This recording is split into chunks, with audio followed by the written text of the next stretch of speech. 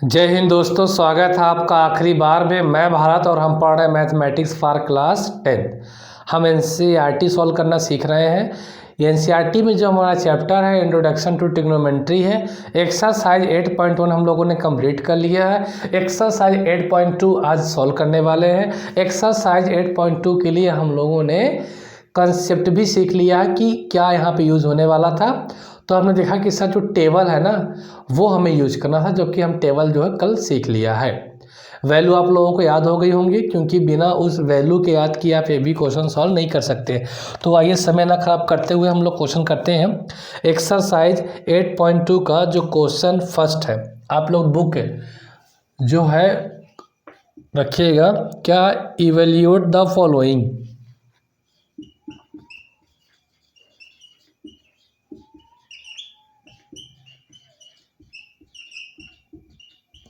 Evaluate the following.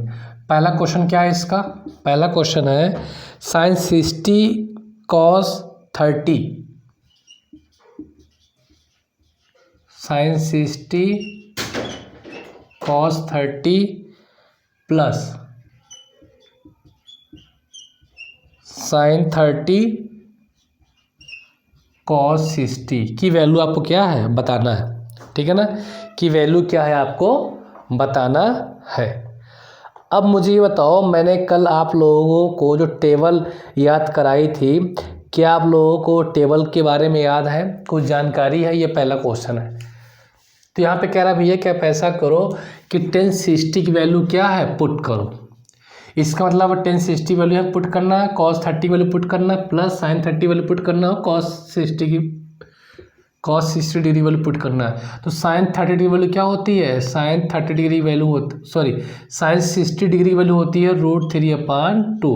इन दोनों के बीच में मल्टीप्लाई का साइन होता है। cos 30 डिग्री वैल्यू क्या होती है? √3/2 प्लस sin 30 डिग्री वैल्यू क्या होती है? sin 30 डिग्री वैल्यू होती है 1/2 और cos 60 की होती है 1/2। आप कल की टेबल देखें या आप अपनी बुक ओपन करें, बुक में पीछे दिए एनसीईआरटी बुक है तो आप उसमें एग्जाम्पल में देखेंगे। एग्जाम्पल के पास में क्या दे रखा है? √3 का √3 से मल्टीप्लाई करोगे 3 आ जाएगा, 2 2 जा क्या हो जाएगा 4 हो जाएगा, प्लस 1 का मल्टीप्लाई 1 से करोगे 1 आएगा, नीचे हो जाएगा 2 2 जा 4। देखिए नीचे भी 4, यहाँ भी 4 है, यहाँ भी 4 है, तो एलसीएम क्या आ जाएगा 4 ही आ जाएगा। तो 3 + 1, जब डिनोमिनेटर क्या होता है सेम होता है तो कोई दिक्कत की बात है नहीं। 4 + 3 + 1 क्या? 4/4, यानी क्या आया 1।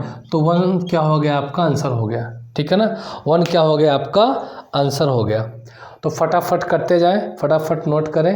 हम लोग दूसरे क्वेश्चन की ओर चलते हैं, कि इधर ही कर देता हूँ दूसरा क्वेश्चन। चलो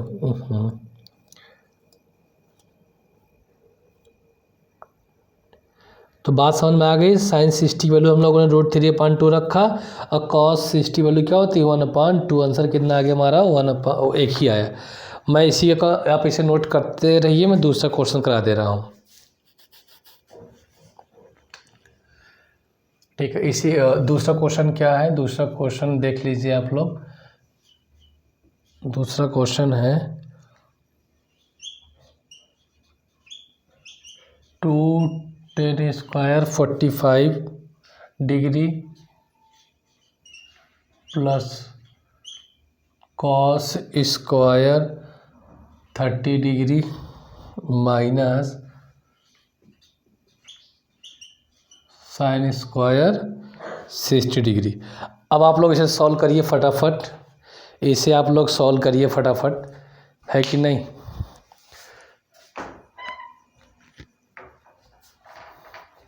आप लोग इसे फटाफट सॉल्व करिए।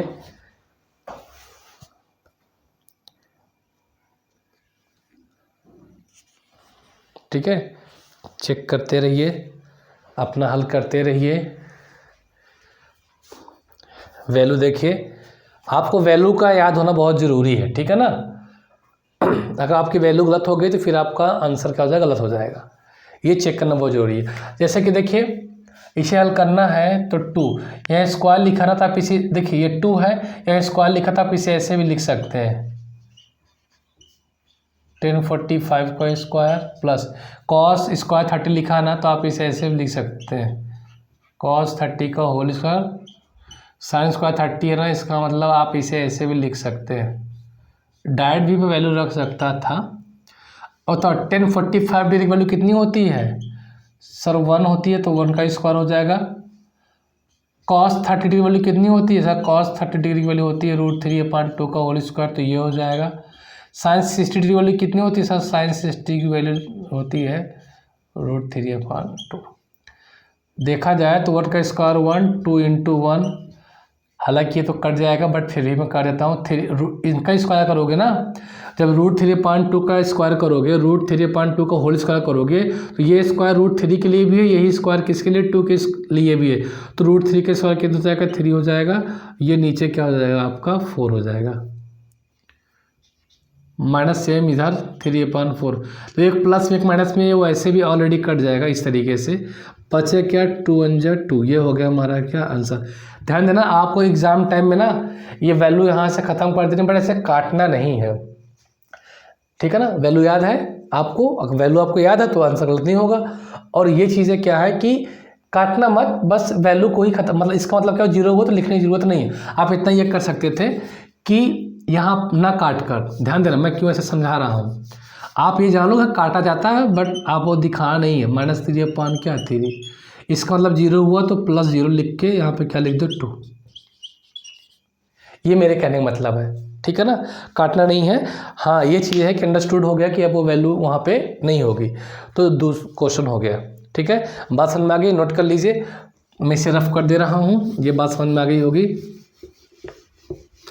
तो आंसर गलत होगा तभी जब आप वैल्यू गलत रखें। अगर मैं ही वैल्यू गलत रख दूंगा तो आंसर तो श्योर गलत हो जाएगा। हाँ, एक चीज़ है, कंसेप्ट तो आपका क्लियर हो जाएगा, बट वैल्यू क्या हो जाएगी? आपकी गलत हो जाएगी। तो नेक्स्ट क्वेश्चन आते हैं हम लोग। पहले का ही थर्ड क्वेश्चन है। क्या है थर्ड क्वेश्चन? थर्ड क्वेश्चन है आपका, थर्ड क्वेश्चन है भाई, बुक आप लोग अपनी लेकर बैठा करें। cos 45 डिग्री, नीचे है sec 30 डिग्री, cosec 30 डिग्री।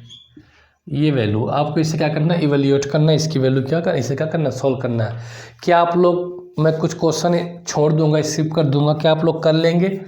हैं, बोलो। cos 45 डिग्री वैल्यू होती है 1/√2। sec 30 डिग्री की वैल्यू होती है क्या? 2/√3, ठीक है? प्लस cos 30 डिग्री की वैल्यू क्या होती है? 2 होती है, ठीक है ना? अब चीज़ ध्यान में, पहले तो आप इसे ही सोल्व कर लो। इसके नीचे क्या मान लिया? 1, तो 1/√2, ये मेन अपान होता है, और आपने जब यहाँ 1 मान लिया है तो एलसीएम का आ जाएगा √3 आ जाएगा, यहाँ हो जाएगा 2 प्लस इसका इससे मल्टीप्लाई हो जाएगा √3। ये हल करना आता है, आप लोगों को नहीं आता है? ये आना चाहिए, मेन अब इक्वल है, ये आप लोगों के आना चाहिए, ठीक है? अब आप ये ध्यान दीजिए, जब भी टर्म मोर देन 1 हुआ करे तो ब्रैकेट में क्या कर लिया करो? बंद कर लिया करो। मैंने कहा था कि मिडिल का मिडिल के साथ और नीचे वाली संख्या कहाँ पहुँच जाएगी? ऊपर पहुँच जाएगी। ये बात समझ में आ रही है? अगर ये बात समझ में आ रही है तो कोई बात नहीं, ध्यान देना। तो ये √3 कहाँ पहुँच जाएगी? ऊपर पहुँच जाएगी। जब ये √3 ऊपर पहुँचेगी तो क्या बन जाएगा? √3 हो जाएगा, और ये √2 के साथ मल्टीप्लाई होने वाला है, तो √2 ब्रैकेट में क्या है? 2 प्लस 2√3, ठीक है ना? कोई वैल्यू हम लोगों ने गलत तो रखी नहीं है। 2/1 हो गया इसका, ठीक है? हाँ, बस एलसीएम ले लिया हम लोगों ने, ये चीज़ें आ गई। अब देखिए सॉल्व करिए, और कैसे आप सॉल्व कर सकते हैं, और अब आप इसे किस तरीके से सॉल्व कर सकते हैं भी देखना बहुत ज़रूरी है। और छोटा कर सकते हैं, हाँ बिल्कुल कर सकते हैं। कैसे? देखो, 2 तो कॉमन ले सकते हो इधर, अंदर से क्या कॉमन ले सकते हो, 2 कॉमन ले सकते हो। √3 है, अंदर से 2 कॉमन ले जाओ, ले लो, क्या हो जाएगा, √2/2 हो जाएगा, बचे क्या 1 + √3, है कि नहीं। अगर आपको नीचे से रूट हटाना ही है, अगर आपको नीचे से क्या है रूट हटाना ही है, तो आप कंजुगेट कर दीजिए, कंजुगेट कर दीजिए। कंजुगेट करेंगे तो एक ऐसी इस संख्या का करेंगे, कंजुगेट करेंगे। और आप ऐसा करें कि अगर ये √2 को हटाना है तो √2 और √2 से क्या कर दो, मल्टीप्लाई कर दो, तो क्या हो जाएगा, √3 × √2 हो जाएगा अपान में। ये √2 इस √2 से क्या हो जाएगा 2, और इसका मतलब ये हो जाएगा ब्रैकेट में 1 + क्या है √3 है, ठीक है। तो ये हो जाएगा 4, ऊपर क्या हो जाएगा, आप उस √6 ले सकते हैं, इसे लिख सकते हैं 4 ब्रैकेट में 1 + √3, ठीक। अब देखो, अब क्या करो, कंजुगेट कर दो। कंजुगेट कैसे करोगे, ऐसे करो, इस 4 के अंदर मल्टीप्लाई कर दोगे तो रूट में 6 4 + 4 रूट क्या हो जाएगा 3 हो जाएगा, है ना। कंजुगेट कर दो, जब कंजुगेट करोगे तो क्या हो जाएगा 4 - 4 √3, और यहाँ हो जाएगा 4 - 4 √3 हो जाएगा, है कि नहीं। वैसे भी आप √6 को फिर से आप अगर √6 और ये -4 √3 अपान, यहाँ लिख सकते हो 4 का स्क्वायर, ये हो गया आपका a² - b² का फार्मूला। अब देखो ये इसे अगर आप करेंगे तो 4 √6 माइनस ये हो सकता है आपका 12 √2 अपान नीचे क्या हो जाएगा 16 एंड 16 3 ये हो जाएगा। तो क्या आंसर माइनस में आ रहा है क्या, आंसर माइनस में आ रहा है। अब देखो कैसे सॉल्व करना और कैसे हल कर सकते हो। अब इतना लिख लो, इधर दिख नहीं रहा है, मैं इधर कर दे रहा हूँ साइड में, इतना कर लो। इतना करने के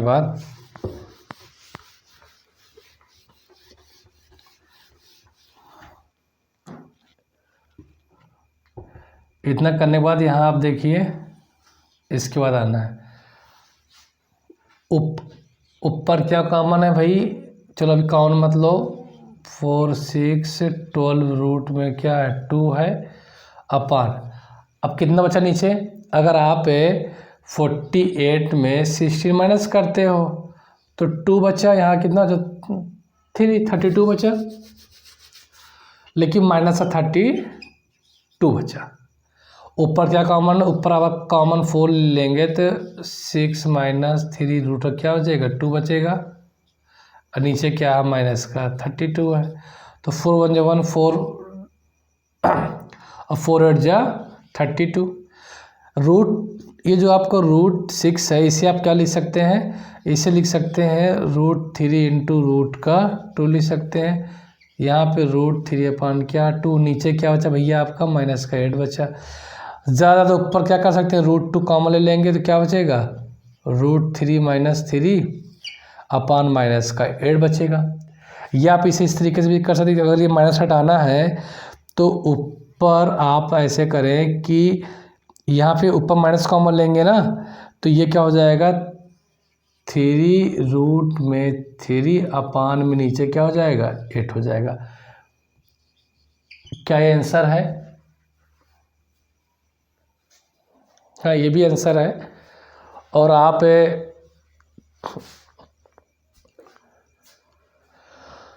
ठीक है, अगर बुक में अगर आपके आंसर मैच नहीं करे इसका मतलब रखिए, इस कैलकुलेशन को आप पहले ही रोक सकते हैं, ठीक है ना, इस कैलकुलेशन को आप पहले भी रोक सकते थे। अगर मान लीजिए आपका मैच नहीं कर रहा है आंसर, तो आप इसे इतना कर, ये ठीक है, आपका आंसर पहले ही आ जा रहा था, इतना कर लिया ना।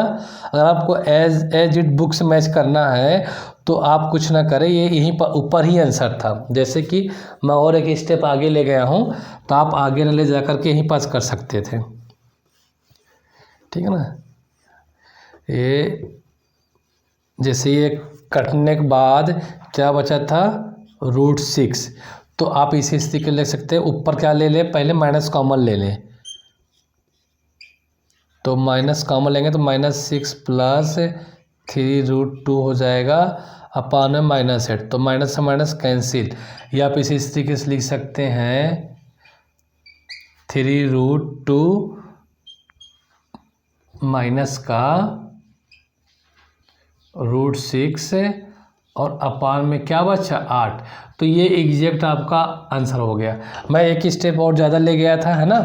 तो आप यहाँ भी कर दें तो आपके बुक से आंसर क्या करेगा, मैच करेगा। और जो मैंने लिखा था वो भी हमारा आंसर क्या सही है, ठीक है ना। तो ये कैलकुलेशन पे डिपेंड करता है आप कितना ज़्यादा क्या कर सकते हैं, ठीक है। तो अब आप सोच रहे होगा कि सर अब तो हमारा आंसर मैच का भी इसके पहले नहीं कर रहा था, वो मैं एक स्टेप क्या और आगे ले गया था, ठीक है।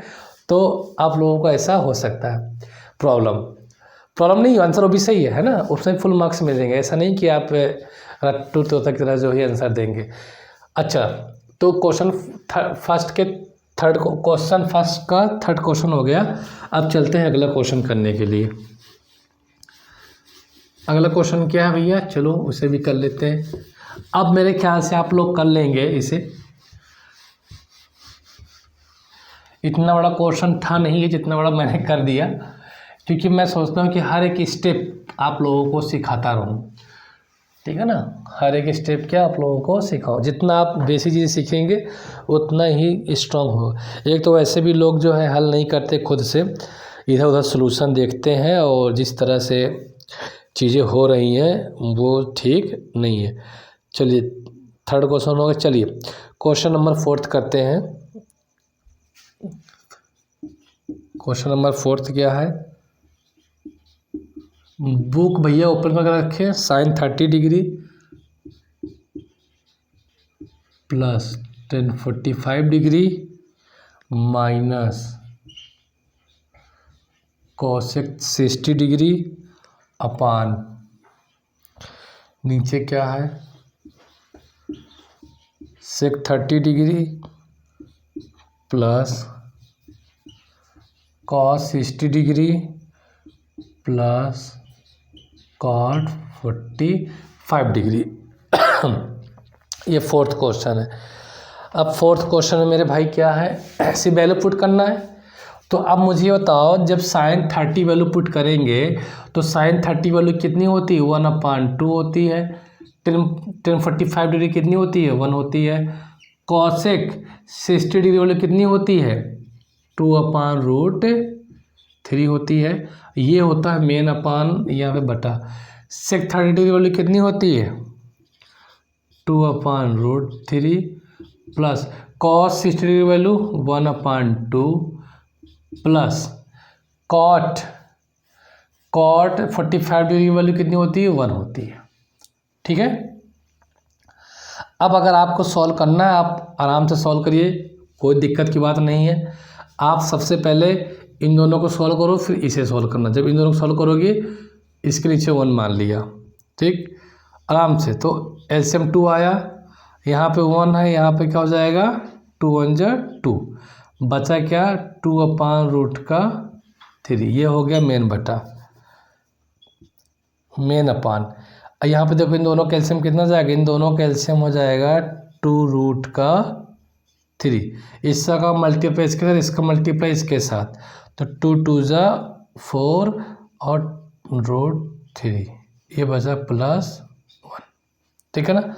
अब चलो अब आगे हल करो। अब ऊपर भी हल करो। अब इन दोनों कैल्शियम लोगे, इन दोनों को ऐड कर दो, 1 2 कितना हो जाएगा 3 हो जाएगा, 3 वो हो जाएगा, प्लस इन दोनों कैल्शियम कितना जाएगा, इन दोनों कैल्शियम आ जाएगा 2√3।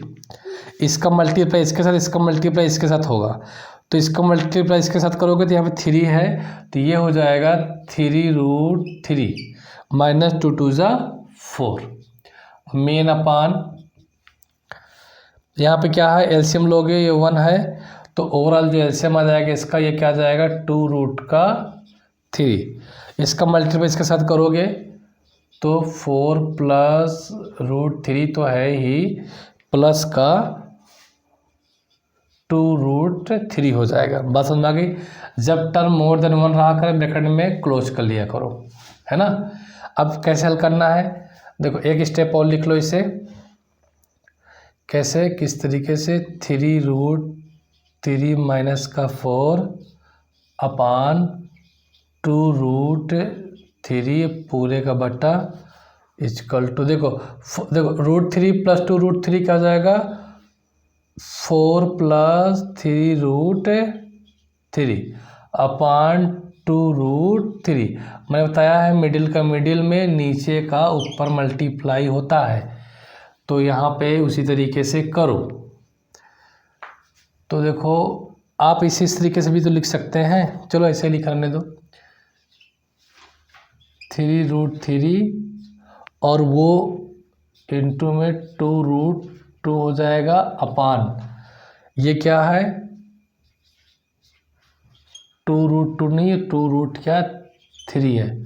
और यहाँ पे क्या लिखा है, 4 प्लस √3 लिखो, या लिखो 3√3 प्लस 4। बात है कि ये इससे क्या हो जाएगा, कैंसिल हो जाएगा, ठीक है।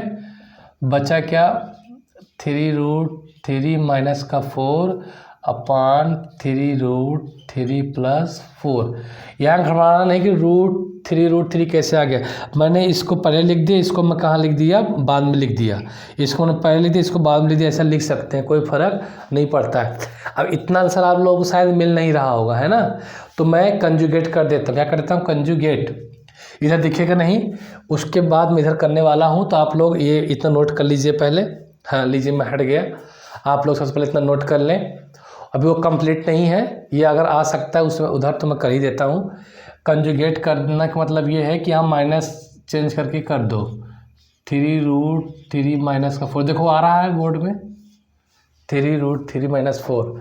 इधर भी हो जाएगा क्या, 3√-4। देखो ऊपर सेम है ना, ऊपर क्या बन जाएगा, ऊपर बन जाएगा 3√3 माइनस 4 का होल स्क्वायर, नीचे लगेगा a² माइनस b² क्या फार्मूला। तो यहाँ पे दो फार्मूले यूज हो रहे हैं, एक तो यूज हो रहा है a माइनस बी का होल स्क्वायर, दूसरा वो यूज हो रहा है a² माइनस b²। यहाँ पे तीन फार्मूले यूज हो रहे हैं, कौन कौन से, यहाँ पर जो फार्मूले यूज हो रहा है, एक यूज हो रहा है a माइनस बी का होल स्क्वायर। इसका मतलब होता है सर दो बार लिख सकते हैं, a माइनस बी एक ब्रैकेट में, a माइनस बी एक ब्रैकेट में। सर ये उसी तरीके से है जिस तरीके से x² को हम लिख सकते हैं x इंटू एक्स, ठीक है ना। और एक फार्मूला और क्या है, एक फार्मूला जो और यूज होने वाला है, यूज जो हुआ कौन सा है, वो था, चलो यहाँ पे समझ लो उस फार्मूले को। अभी जो मैंने वहाँ पास एक फार्मूला और यूज किया वो क्या था, a² माइनस b² बराबर क्या होता है, एक ब्रैकेट में a प्लस बी और दूसरे ब्रैकेट में a माइनस बी। मैंने इस फार्मूले का यूज किया है इसके लिए, देखो एक ब्रैकेट में a प्लस बी, एक ब्रैकेट में a माइनस बी, और ऊपर वाले के लिए यूज किया है मैंने ये वाला फार्मूला। तो ये चीज़ें आपको क्या आनी ही चाहिए। अब उसको ब्रेक करोगे a माइनस बी का होल स्क्वायर में, तो a² यानी कि 3/3 का whole square plus b² minus 2ab दिख रहा उधर इंटू 4, यहाँ तक आ जाएगा लास्ट में। चलो नीचे क्या है, नीचे में क्या है आपका, नीचे में है 3 का 9, 9 3 जा 27 माइनस 16। अब इतना जगह नहीं बचा है, उतना नोट कर लो, उतना छाप लो, मैं इधर लिख दे रहा हूँ।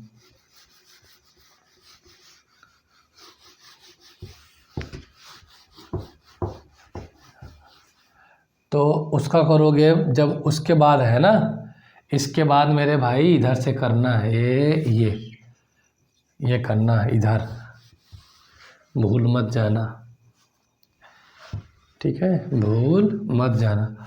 दिख भी रहा होगा। तो 27 प्लस 16 माइनस, भाई सिंपल सी बात है, 2 3 जा 6, 6 4 जा 24।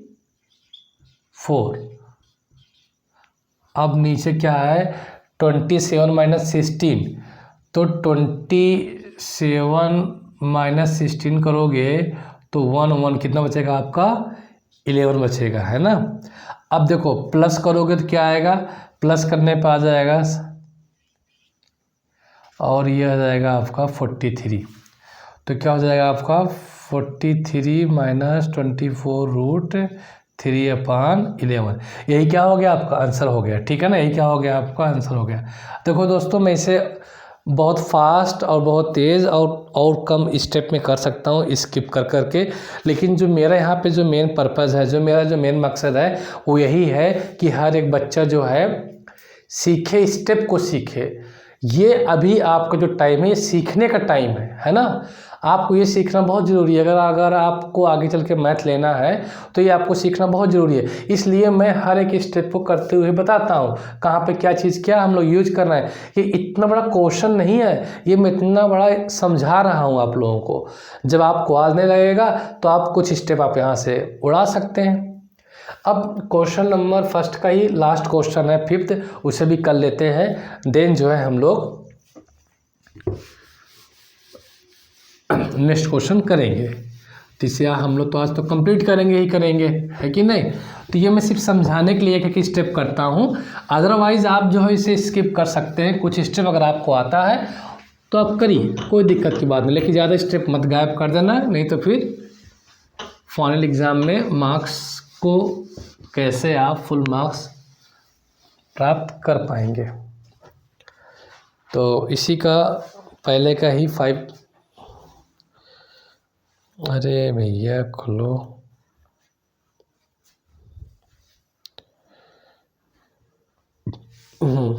लास्ट क्वेश्चन है आपका, पहले का ही लास्ट 5th क्वेश्चन है।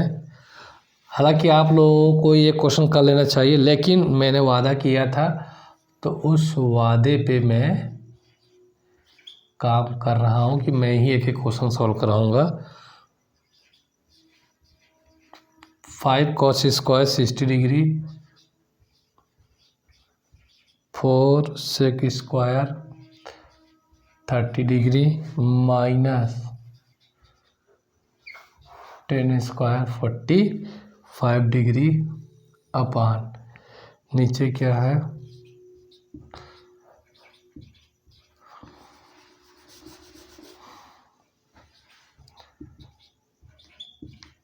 Sine square 30 degree cos square 30 degree. ये करके दिखाओ, ठीक है ना, ये करके दिखाओ। आइए, ये बात, ये कहानी समझ गया। इसका मतलब क्या होता है, कॉस 60 वाली कितनी होती है 1/2, और डायरेक्ट इसका स्क्वायर कर दो क्योंकि स्क्वायर है, प्लस सेक 30 डिग्री वाली क्या होती है 2/√3, और इसे क्या कर दो स्क्वायर कर दो सेक 30 डिग्री। और 10 की पता ही है क्या होती है 1 का स्क्वायर, तो हमेशा इसको लिख दो, मेन अपान है इक्वल में साइन स्क्वायर, साइन 30 वाली क्या होती है 1/2 का होल स्क्वायर, कॉस 30 डिग्री वाली क्या होती है √3/2 का होल स्क्वायर। ये बात समझ में आ गया आप लोगों को। अब देखिए 1/2 का स्क्वायर मतलब क्या होता है, 1/2 का स्क्वायर मतलब हुआ 1/4, और 5 ऊपर रहेगा तो 1/4 हो जाएगा, प्लस इसका मतलब क्या हुआ 2 का स्क्वायर 4, और ये 4 अंदर मल्टीप्लाई हो जाएगा तो 16, और √3 का स्क्वायर का मतलब होता है 3, ठीक है, -1 अपान में आ जाओ।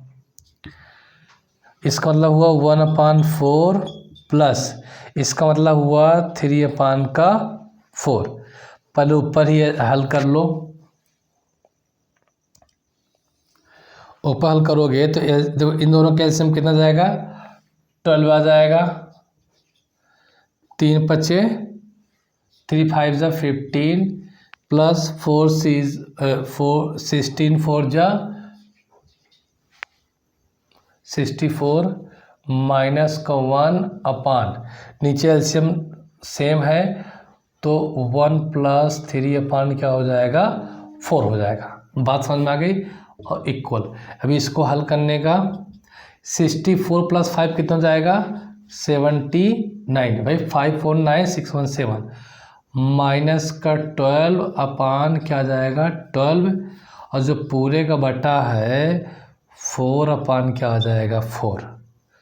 ऊपर 12 माइनस करोगे तो क्या बचेगा 7 और क्या बचेगा 6 और नीचे क्या बचेगा 12 है जी।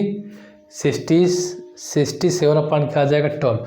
सर ये 4 से 4 कट के 1 हो जाएगा, 1 इसके नीचे लिखो या ना लिखो, तो 67 अपान क्या जाएगा 12। ये हो गया हमारा क्या आंसर।